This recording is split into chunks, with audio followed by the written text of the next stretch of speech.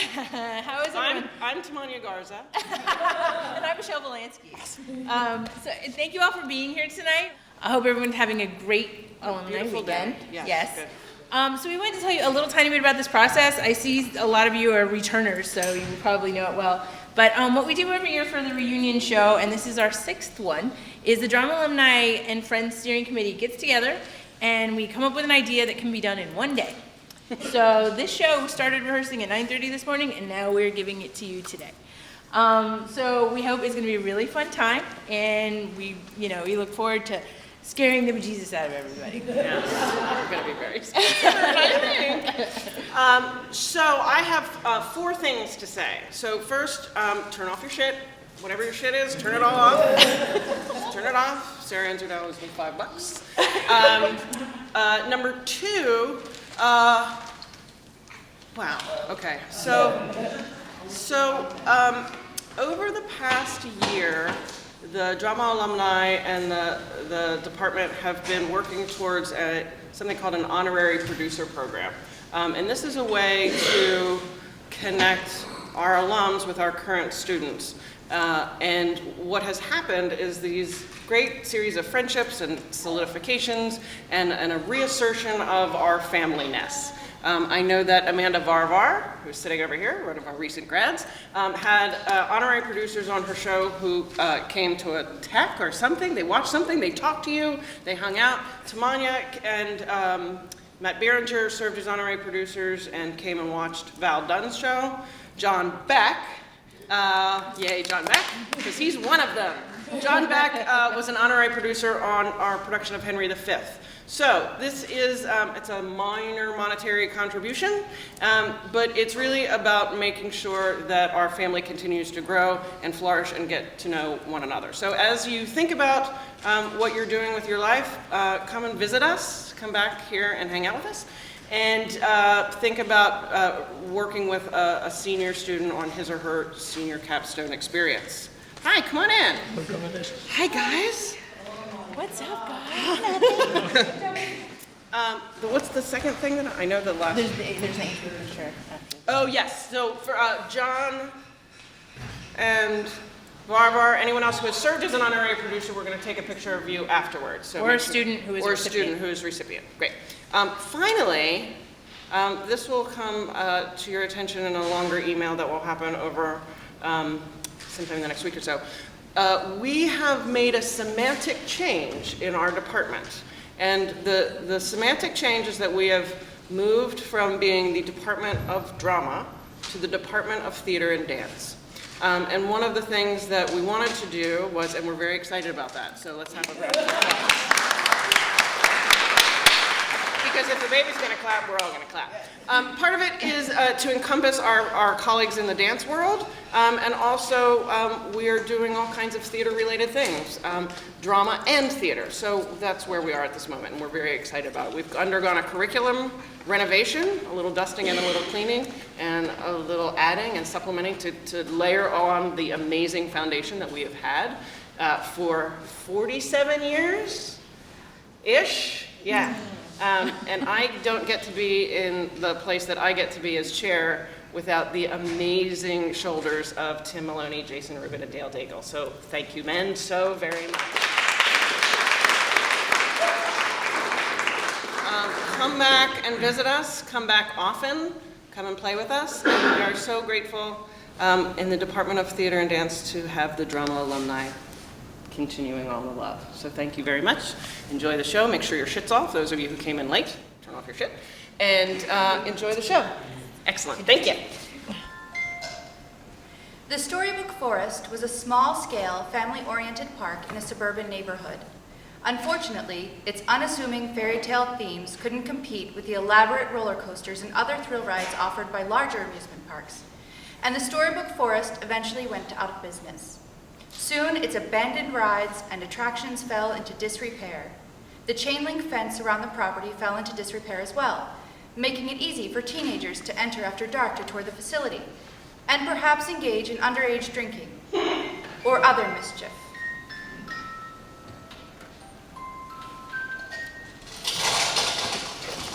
Hold the fence up, would ya? I think my shirt's caught? Hand me the six-pack, Skates. Flashlight. That's better. Which way you guys want to head?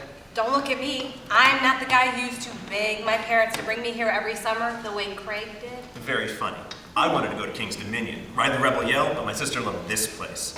Allie thought the storybook forest taught her how to read, how to love books, I guess. Yuck. Hey, Eddie, why'd you punch me? Because you're a douche. Come on, guys, over this way. The teacup ride is through here. Your sister's favorite ride? It was the only ride. Guy who built this place wanted a different kind of amusement park. The idea was for kids to walk through these fake little houses as if they were Goldilocks or Hansel and Gretel or something. Only one ride? And strictly for little girls. Big white teacups with pink roses painted around the rim. Huh. Ooh. Well, it's not a girl's ride anymore. Look at all this chip paint and rust. What's this teacup made of? Fiberglass? It's dirtier than I thought. I think they filled it with concrete. And tetanus. Point the flashlight inside. See how that bench is all broken up? And look at the mud and dead leaves at the bottom. Are they tea leaves? Let me find out. Careful. Careful, Skates. Careful. I don't know why you bother, Eddie. He thinks he's a daredevil. Our master skateboarder. Master of the wipeout, rather. I heard that. Hey, this one's in decent shape. I'm climbing in. I'm okay. Hey, pass me the carton of buds. The steering wheel in the center will make a nice table for our tea party. Oh, this cup is nicer. This bench goes all the way around. All right, my turn. Come on, Eddie. Want me to hold your diet soda while you climb in? It's a Colt 45. Yeah, that's what the label says. Careful, man. Don't shake the teacup. Kind of a tight fit. Oh, there's plenty of room. Each cup held 2 parents and a couple kids. Back when the park was open. Some ride. A toast. Hold on. Let's toast to... I got it. A toast to the most thrilling ride in Storybook Forest. Wasn't that funny? I'm trying to picture it. How fast did this thing go? Man, I bet you had to hold on for dear life. So stupid. God. Krieg, your mom must have been terrified. Stop it. You're killing me. Was this thing spinning and shit? It spins when I twist the steering wheel, right? Put your weight into it. Yeah, it spins. It's gotta. Let me help. Oh, no. Hey, guys, it's not spinning, it's... Don't worry. I saved most of the beers. I'm getting the flashlight. My foot is stuck. Oh, wow. This thing tilted right off the saucer. Can you guys roll this thing off my foot? Who's the wipeout king now, huh? Quit joking around and get this thing off of me. God, you're so bossy. Roll it counterclockwise. Come on, Skates. To the left. My left, not yours. Okay, Toward I've got the castle. leverage. No, it's moving. It's moving. Other way, other way. Eddie? Are you under there? Eddie? Eddie? Not a game. The rim barely missed my head. I'm practically wrapped around the steering post. I'm sorry, man. Sorry? When I get out of here, I'm killing you both. Way to encourage us to help, Eddie. Okay, stop it. Eddie, the way the cup is tipped over, it's kind of pinned in between 2 other saucers. The notch in the rim is blocked, so no, that's too small. Even Skates couldn't fit through that, so you'd never be able to. I can barely see you in there. Get that flashlight out of my eyes. Dude, calm down. We'll just lift it. Heavier than I thought. Help me, Krieg. It's too heavy. Why don't you call the police department or fire department? Because we're trespassing? Yeah, and officer, my friend stuck under a giant teacup. Not gonna work. We'll find a way to get you out. We need a crowbar, a log, or something. Okay. Eddie, we gotta leave for a few minutes, okay? Eddie? Let me have the flashlight. We need it for looking around. We won't be long. You better not be.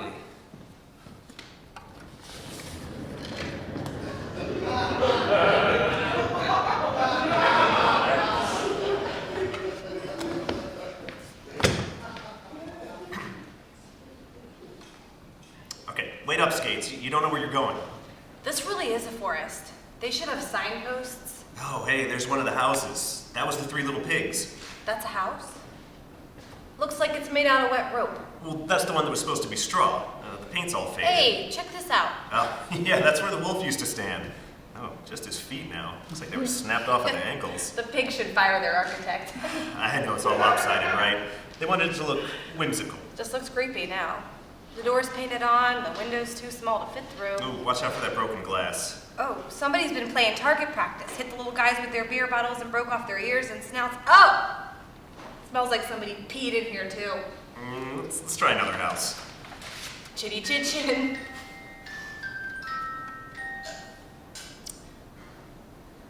I think we're being followed.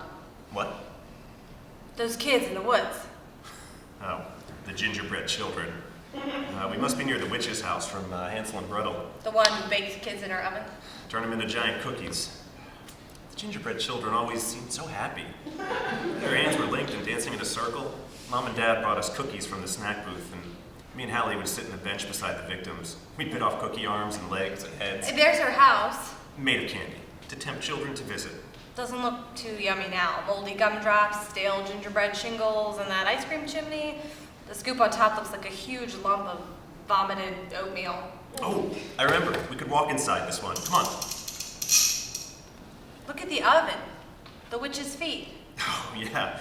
I guess Hansel and Gretel just pushed her inside. Gave her a taste of her own medicine. Oh, check out this cage and the sign. Next victim waits here. You know, I think that's what was wrong with the storybook forest. It's kind of funny instead of scary. There's no lock on the cage. Kids just climb in and out and wrap their tiny hands around the bars. They know they're never going to get cooked by the witch. They cleaned up all the stories. I wanted stuff to be scary, like the thrill rides at King's Dominion, and it was just disappointing. These bars stuck in pretty tight. Can't budge them. You know, the real versions of the nursery stories are pretty gruesome. The wolf beats Little Red Riding Hood's grandma, and the woodsman has to carve her out of his stomach. And Cinderella wasn't like the cartoon. The stepsisters cut off parts of their feet so the slippers would fit. That's kind of cool. You know, I dragged us here tonight, pushed forward even, when Eddie wanted to talk us out of it, because I thought for once it might actually be scary. We break in late at night and this place would be falling apart and dangerous, haunted. But it's not, it's just sad. I bet Eddie's pretty scared right now. He's probably cracked himself when that giant teacup fell on him. You didn't do that on purpose, did you? No.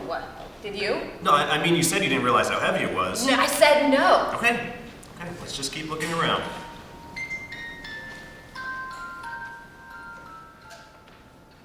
We're still here. We'll get you out soon. No answer. Maybe Eddie's giving us the silent treatment. Cut it out. He's probably just sulking. Let's try this path. You know where we are? Yeah. There was an old woman who lived... In a giant shoe. Straight ahead. Oh, there's a door carved in its heel. Then there's a spiral staircase inside. You could climb up the back of the shoe. The old woman used to lean out of the top window. It's hard to see in the dark, but... Oh, there she is. I think her head's missing. Neighborhood kids strike again. The shoe's pretty nasty, like something a homeless giant got tired of wearing. Here, come on, help me with the door. Oh, what a mess. No, the staircase fell over. Looks like the entire upstairs collapsed down. Her kids got buried.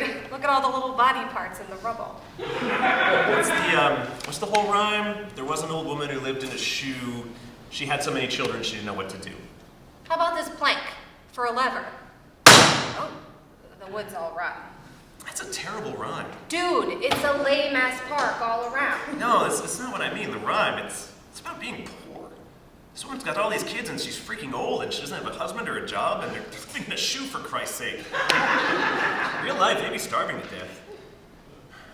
You know, Hallie actually cried when they closed this place down. But I guess she cried about a lot of things. Can't compete with that, can you? Nope. Hallie always got her way. Sorry, man. It's okay. I wish we'd never come here. We'll be out soon enough. Hold the flashlight a second while I grab this broken part of that banister. This'll work like a big crowbar, don't you think?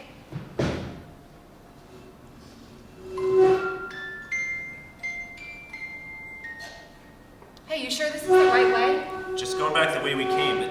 Do you mind lifting that thing thing off the ground? Sorry, it's a little heavy. Skates. Yeah, I forgot. Hey, how about this? We get back there, pry the cup off him, and it's like one of those ghost stories where at the end, the guy's hair is turned white from fear. Imagine Eddie with white hair. And he's lost his voice from being so scared.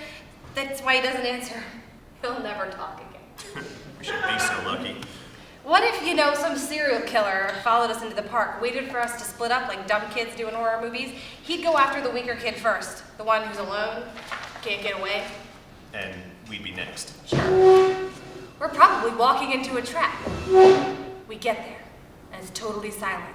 The cup's been lifted, and you point the flashlight inside, and nobody's there.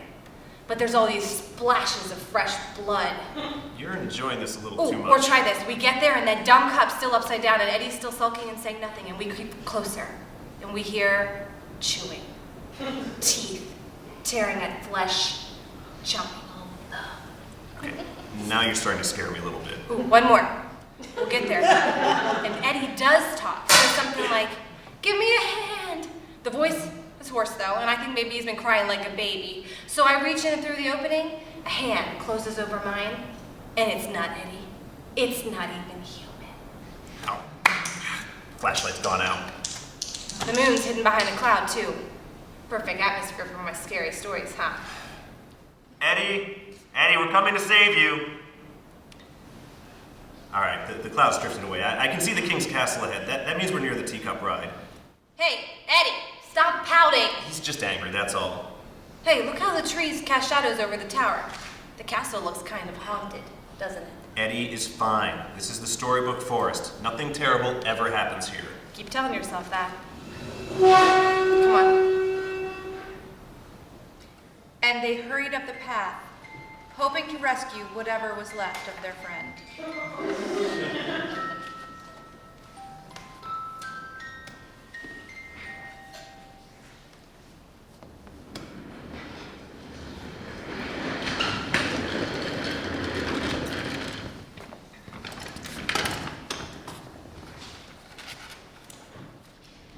My love, I've written the story you never want to read.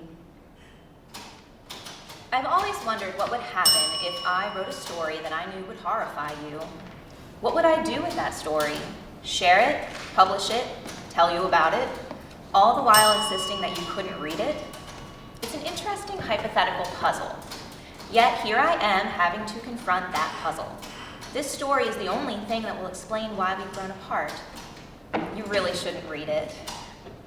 We had looked forward to a good night's sleep in our hotel in D.C. I was in the chair by the window reading the style section of the newspaper to pick out what movies I could see while you attended the second day of your librarians conference. The bed was still made, you stretched out on top of the comforter, recovering from a long day of panels about reference strategies and electronic cataloging. Then, out of the corner of my eye, I saw what looked like a moth fluttering across the room. "Is there something in here?" I said. You sat up and looked around. "I think I saw something too," you said. Perspective can play tricks. It was actually a mouse. I saw it pause before it ran between my chair and the wall, and then scurried under the floor-length curtain. Its tail and small back legs stuck out from under the lace frill for a moment, and then disappeared. "It's a rat," I said. "What?" "A mouse. I mean, a small mouse." I'm really sorry that I said rat first. I know about your phobia. It's the reason we live in the suburbs, even though the city has better restaurants, bars, used bookstores, and theaters willing to show films with subtitles. "We've got to get out of this room," you said. So we went to the check-in desk, and you told the clerk about the mouse. He acted surprised. "I'm sorry to hear that," he said. Would you like me to send someone to look at the room?" "You can do whatever you want with that room," you said. Your voice got steadily louder with each demand. "We need a different one, on another floor, on the opposite wing of the hotel." The clerk alternated between watching your reddening face and checking his computer screen. After typing a few quick changes, he produced a new key. "You go ahead," I said. "I'll get all our stuff from the old room. I knew you'd be too afraid to go back." Funny how we can take on each other's fears. I turned on all the lights when I got back to the room. Each time I opened a drawer, I stepped back before something could jump out at me. I scooped up all our clothes and pushed them into one of the suitcases. As I moved from one part of the room to another, I stomped my feet or clapped my hands to scare away the mouse. I stuffed everything from the bathroom into one of the plastic bags the hotel supplies for dry cleaning. It felt like something was crawling on me the whole time. I didn't bother to check under the bed or behind chairs as I usually do to make sure I haven't forgotten anything. And I didn't go near the curtain where I'd last spotted the mouse. I couldn't wait to get out of there. We got a much better room out of the deal. 2 beds this time and a fold-out couch. An 8th floor balcony overlooking a park, brick walkways winding through colorful flower beds, 2 white bathrobes in the closet. If we had planned it that way, it might have been fun. But I knew you'd have trouble sleeping. In my dream that night, I found the mouse and killed it. It was running around the floor, and I went after it with a phone book. I missed the first 2 times, but the third was a direct hit. When I picked up the book, the mouse was flattened to the bottom of the yellow pages. There wasn't much blood. A mouse's skeleton is small and flexible. That's how they are able to sneak through small holes in the wall. The skin was intact, the body flimsy like a used tea bag. The little bones had crushed inside the mouse, tearing through its inner organs and killing it neatly. I remember thinking in my dream that I could hold this corpse up by the tail and show it to you. You'd know the room was safe. There's something I never told you. Over a dozen years ago, when we first started living together, you knew about the mice in our apartment. You also knew about the glue traps. But there's one incident I never mentioned. We lived then in a dingy studio apartment off Wisconsin Avenue near the National Cathedral in DC. The location was great. Nearby shops, including a local dime store, and a nice, safe neighborhood to walk in. But our apartment was in the basement of a converted house. It was all we could afford, especially with my small graduate school stipend.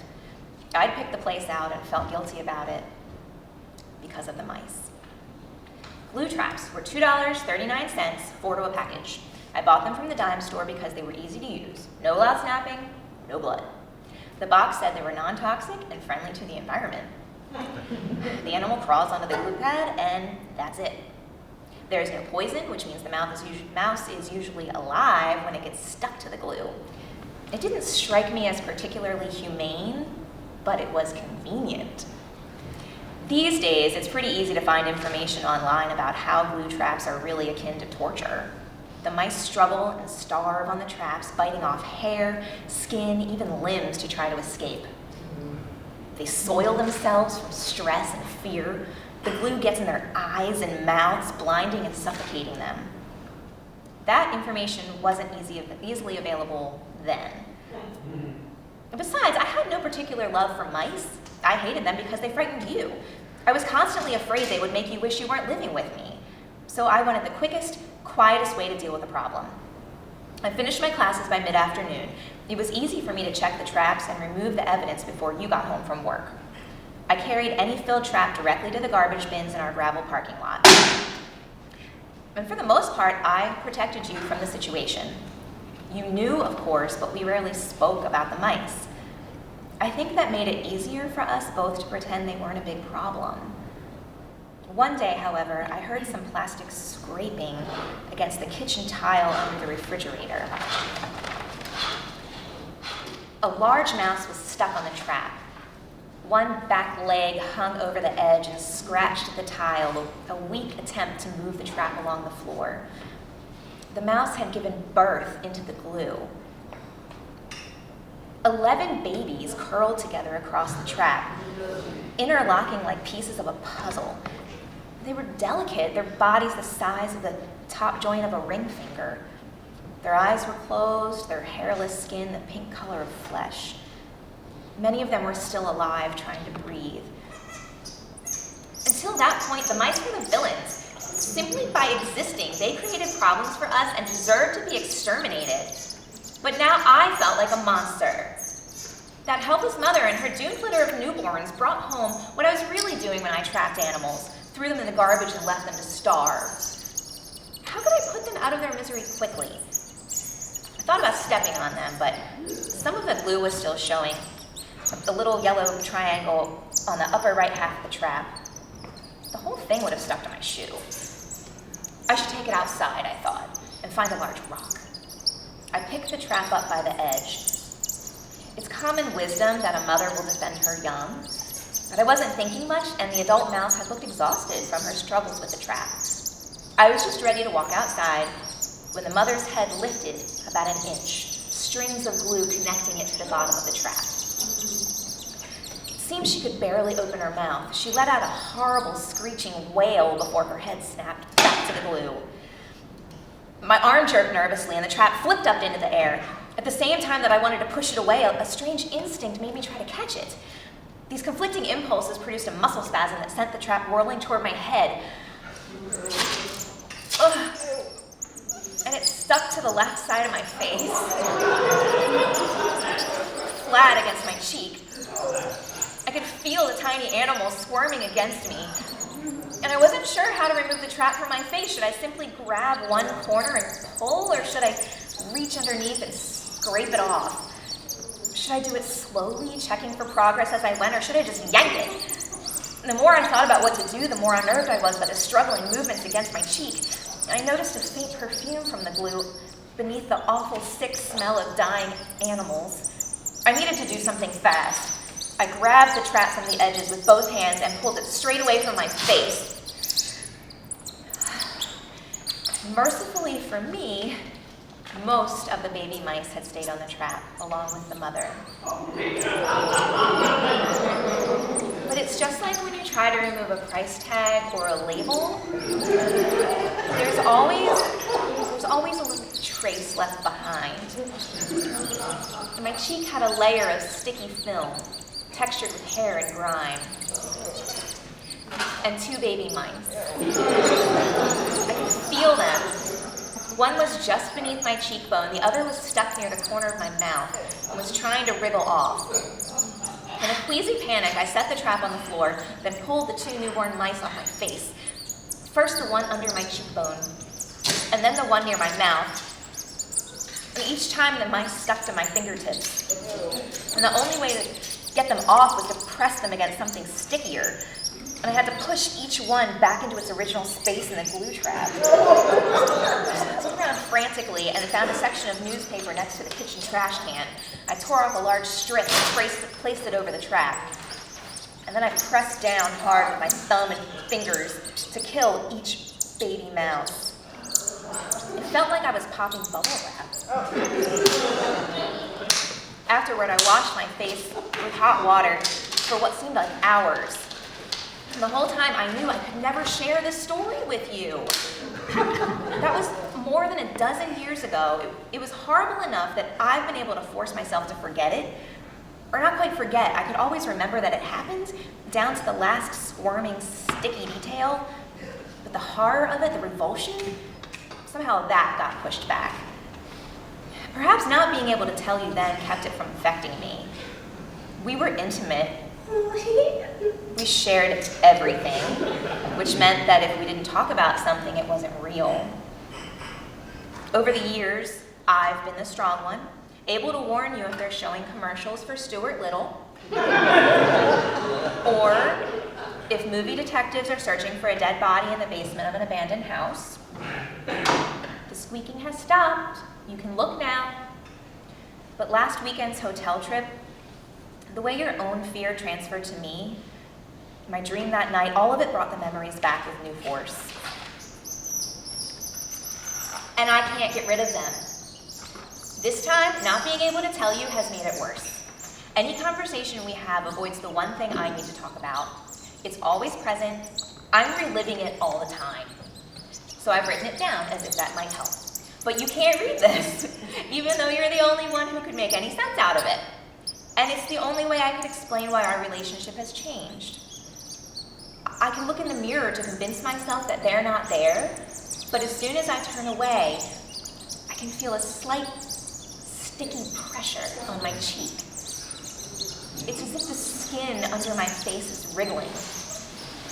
And I look down at my fingertips and they seem to breathe, to let out a squeal of air and pain. How can I touch you with these fingers? How can I let you kiss my cheek?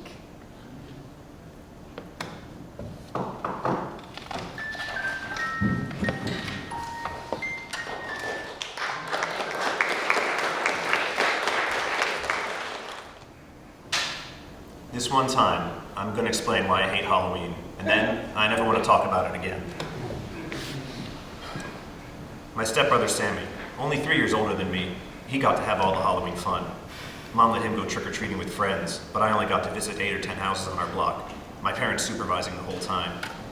The yearly party at our elementary school was no consolation. Now, before the costume parade and broom race games in the gymnasium, I'm going to read you a spooky story. Won't that be fun? No. Here's the picture, kids. Can you guess what's under the bed? It's not a monster scratching at the bed frame. Look at those cute little eyes. Guess what? It's a puppy! The family's new puppy. Nothing to be scared of. And now I'm going to read you another story from the Children's Halloween Treasury. This one's about a ghost from colonial times that helps a young girl find her missing Barbie doll. Yeah, that second story was even worse than the first. At least I might win a cool prize in the costume contest. I was pretty proud of my spaceman outfit. Good news, kids! We don't want anybody's feelings to get hurt, so you all win first prize! And the stories Sammy would tell about Halloween pranks were far better than those from my teacher's so-called treasury. And listen, Jeremy, the Myrick house was even better than it was last year. You think the outside decorations are cool, but that's nothing. You have no idea what it's like inside. Let me just give you one example.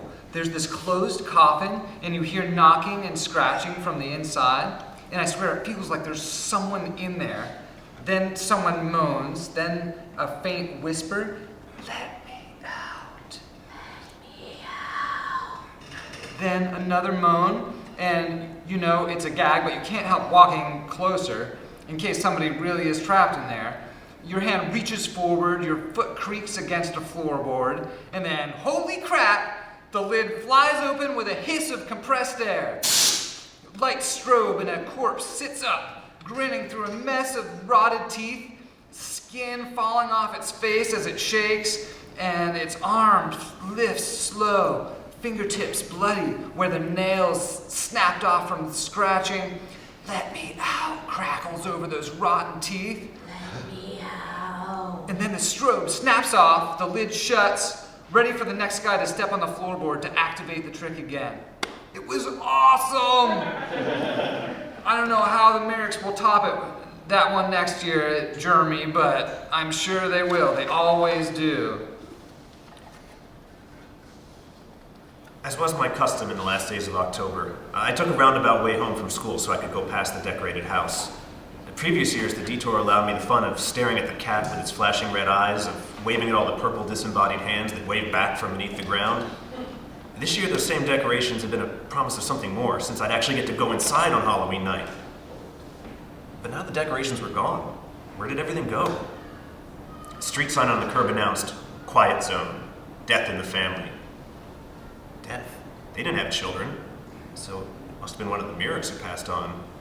I wondered which one. Albert, round-bodied and cheerful with the mechanical skills to build the elaborate contraptions his wife had designed? Or Elizabeth herself, stick-thin and imaginative, the gardener who planted rubber gloves each year instead of bulbs?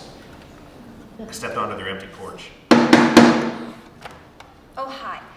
Sorry to bother you. What do you want? Sorry for your loss. I just wanted to ask about Halloween night. Your husband always works so hard to put these props together. He's gone. I know. I thought maybe you still might be open on Halloween. You could dedicate this year's exhibit to his memory. No, I don't think so. Gosh, I'm sorry. He's gone. He's gone. Let's try this again. What do you want? Hi, mister. I'm sorry about your wife. She seemed real nice. Can't you read the sign? Yeah, your wife was always nice to kids, wasn't she? That's why she put so much effort into Halloween. I bet she wouldn't want to disappoint the children this year. Get the hell out of here, you dumb kid. No, I was too chicken to knock. I didn't know the Myrick family well enough to impose.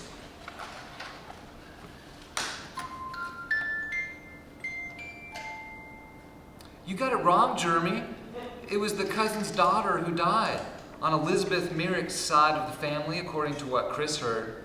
A cousin's daughter? We've got lots of cousins. I've barely met half of them. Maybe it's not such a big deal. They'll put the decorations back, open up the house on Halloween, like they always do. Afraid not, kiddo. Apparently, old Elizabeth Myrick is really close to this cousin, practically like a sister to her, and it was the cousin's only child. The whole family's all broken up about it. Oh, that sounds tough. Listen, kiddo, since we're not doing the Myrick house anymore, it's kind of changed the Halloween plans. Chris and Phil and Roger think we should go to this party at Amy Bowler's house. What? Don't get that look, okay? I'll make it up to you. Besides, you still got your little Dracula cape and those plastic fangs and everything. You can go trick-or-treating with your own friends instead, right? I don't have those kinds of friends.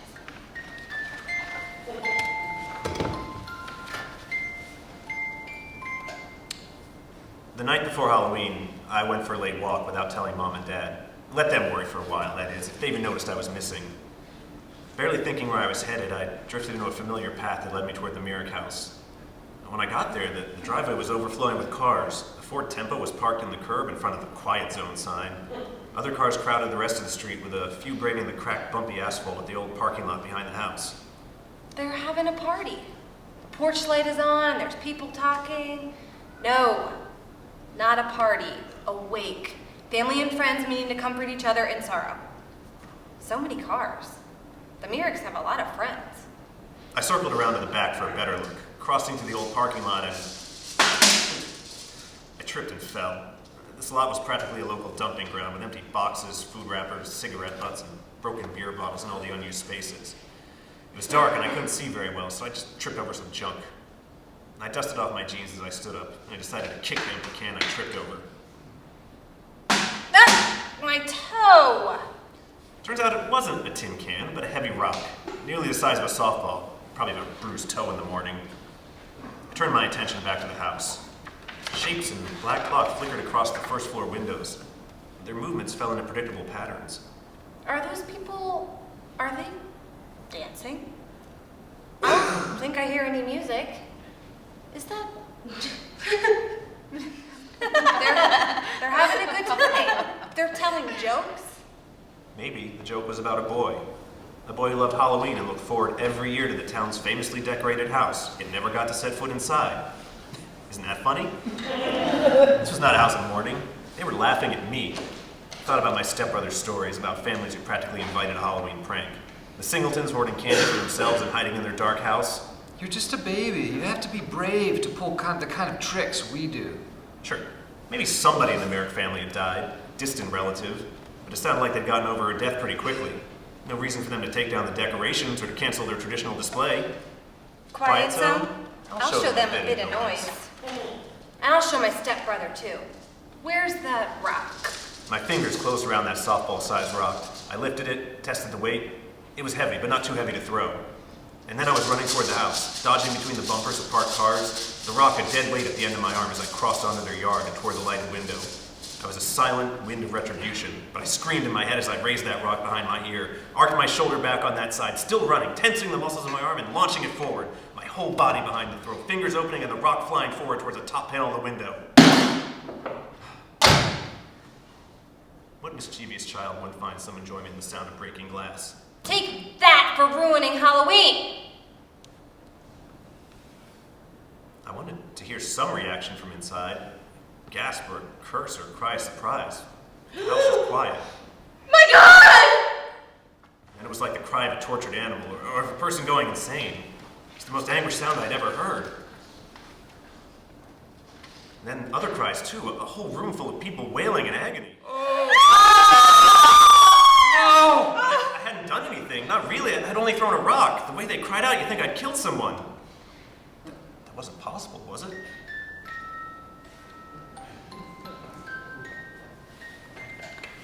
I faked sick and stayed home from school the next day, Halloween. All day I worried, guessing how hard I'd thrown that rock and where it might have landed. I was ready to confess, just to learn the truth. Any punishment would be better than the uncertainty. And then Sammy came home from school. He told me everything before our parents got back from work. Sorry you're not feeling so good, kiddo. I'll just sit at the foot of the bed here if you don't mind. I bet you're getting anxious to hear what happened. I'll get to the point. The cousin's daughter was named Jeannie, okay? The one who died, and she was about 20 years old, a college student, and really beautiful. They had a picture of her in today's paper, long blonde hair, pretty smile, and these wide open eyes like she was in love with life. So here's the deal. Some stray dog had wandered into her family's shed and it had given birth. Apparently, it had a litter of tiny pups, but when Jeannie got to the shed, the mother had turned against one of her babies. That happens sometimes when one of the pups is smaller or sickly and the mother decides to cast it out or shun it. Except, and this part is kind of gross, so I hope it doesn't make you sick to your stomach again. Well, when Jeannie opened the door of the tool shed, the mother dog was under a workbench, and she had all these blind little newborns and a wet mess around her, and she had the runt in her mouth. It was dead, and the mother was eating it. Yeah. This Jeannie, she's not thinking of herself, but about the other little pups, reaches down to scoop those other babies away from their evil mother. Except the mother dog was only trying to get rid of the runt since it wasn't going to amount to anything, you know, kind of putting it out of its misery. The mother wasn't planning to hurt those normal babies at all. So what does it think when this sweet, pretty girl starts grabbing at her newborns? Exactly. That animal or maternal instinct kicks in and the dog jumps up at Jeannie and its big jaws clamp down on her face. She backs away and she tries to stand up and the dog was just hanging there off her face. Jaws locked in place, its body dangling heavy and the legs moving, front paws all scratching at her neck. Okay, here's a detail Chris told me about at school. I kind of wish he hadn't told me, but she was screaming the whole time. But the dog's jaws were closed so tight over the girl's face, so it was like she tried to scream through a hot, wet rag, all muffled, you know, pretty nasty. Tranquilizer! Get it off her! She lived for a day or two, long enough for her family to visit her in the hospital. Must have been really rough on her boyfriend, you know? The girl's head was all bandaged up, even her eyes and mouth covered. He didn't get to see her beautiful face again or hear her voice. It was a mercy when she finally died. Jeannie's grandparents used to own the house Albert and Elizabeth Myrick live in now, and her family's burial plots are over in Graysonville, so it made sense to have the funeral here and the wake at the Myrick home. They had to take down all their Halloween decorations, of course. I can't even imagine what that must have felt like. Moving this plastic skeleton fake coffin out of the way to make room for a real body and coffin for the viewing. But get this, the morticians in Graysonville must have been miracle workers. They had a lot of pictures to guide them, I guess, and ended up doing such a great job reconstructing Jeannie's face that it turned out they could have an open casket. They used wires to hold the mouth together and God knows what else underneath to fix the shape of her cheekbones. And they put a marble or something in one of her eye sockets and then fasten the lids closed so you can tell which one of the eyes she'd lost. And they used a lot of makeup, a lot. Everybody said she looked so peaceful lying there in the coffin like she was sleeping. Last night, the fiancé kneeled by her coffin and he sobbed quietly, saying how much he missed her already. And I wish I could open your eyes, he said. I feel like I want you to smile at me again. I wish you could open your eyes. I feel like you could smile at me again. He was crying so bad, and then the guy's parents were there too, falling apart like the rest of them, so they were kind of helpless. Elizabeth stepped in. She moved next to the poor guy, put her hand on his shoulder to comfort him while he shook with sobs, and Elizabeth was standing over the open coffin right next to Jeannie's angelic face.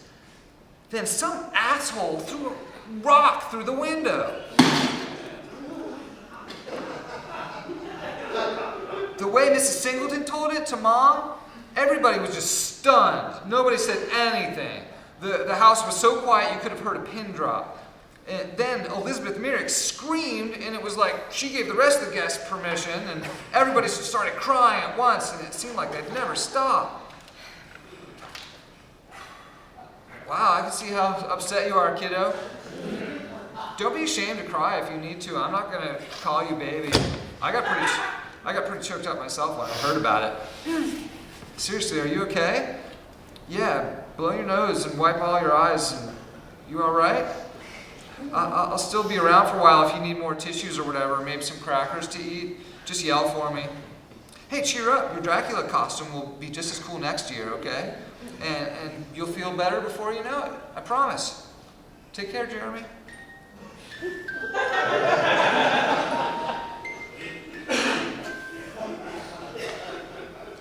I woke with a start, waiting for my eyes to adjust to the dark bedroom. How long have I been asleep? And then almost immediately the awful memories rushed back, and I felt like I wanted to start crying again. Ashamed, I put my head in the pillow so nobody could hear me. If they heard me, my family might realize it was more serious than a sick stomach. I could never let them know. What would they think if they found out I was the one who thrown that rock through the window? If I believed any of my friends had done that, I'd need to beat the crap out of them. I wouldn't want to be friends with them anymore, that's for sure. They'd disown me. I'd lose my friends at school too. I wept into my pillow until my throat felt sore and dry. I wished I could forget everything, at least for a few minutes, then I might fall asleep again. Mom? I realized I'd been sobbing too loud. My mother had come into the room to check on me. She sat at the end of my bed where Sammy had been earlier today. Her hand rubbed my leg to the bedspread, comforting me. Maybe she hadn't heard me crying. Maybe she thought I was just sick. I sniffled, then I gave a small cough. She patted my leg a few times. I noticed the outline of her hair in the darkness. Mom usually kept her hair tied up during the day, but loosened it when she slept. She always looked different at night. Her hair seemed brighter than its usual brown, almost golden. I sat up in bed and I tried to distinguish the feature of my mother's face. Was her expression loving? Was she sympathetic or suspicious? But I couldn't find the smile or her eyes. Her face was blank. It's like she wore a dark mask. There were bumps on the mask, like the chips and shadowy protrusions on a rock. A heavy rock, the size of a softball. I remembered Elizabeth Merrick scream again. And now I saw what had made her scream. Wire and chipped bone poked through either side of the clap's face. The blonde hair was matted with patches of wet cotton and gristle. A tooth rolled out of a crushed mouth and dropped onto my blanket. Her hand swept the air between us. Her index finger curled and pointed at her ruined face to the rock I'd put there. What did she want? Did she want a confession? If she'd come to my room, she already knew what I'd done. Even so, I didn't dare speak my crime aloud. I couldn't tell anyone. Her hand made a slow circle around her face, around the stone embedded there. What could she want? This good-hearted girl, generous to the poor, kind to animals, why had she come to me? She grabbed my wrist, but it was a gentle grasp, coaxing. She lifted my hand and guided it toward her face, and I finally understood. She was giving me another chance. A chance to take back what I'd done.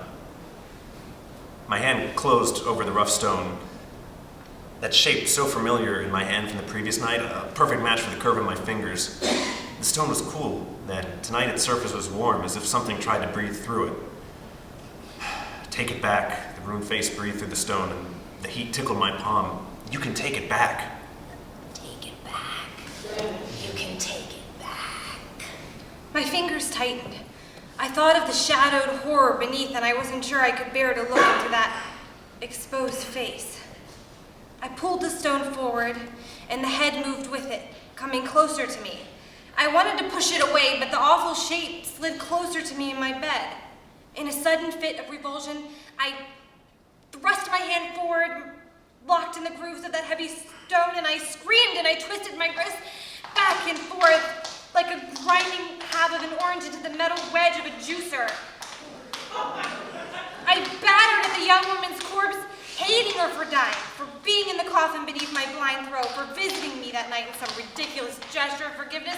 I hit her face with the rock repeatedly, hit her shoulders and her chest, screaming out, losing myself. Well, what's wrong? What in the world? And then my mother actually was in the room, My stepdad in the doorway, too. And Sandy behind him in the hall, blinking out surprise, the bedroom light on overhead.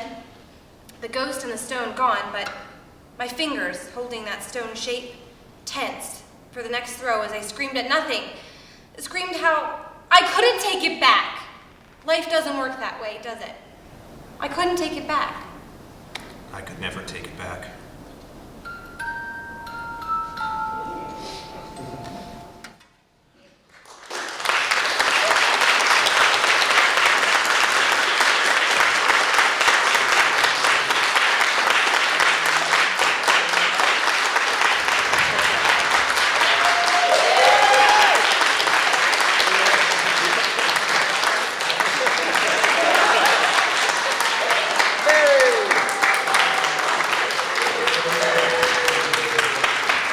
Thank you all for coming this evening. We want to thank the amazing Prentiss, 84, who is a short story horror writer.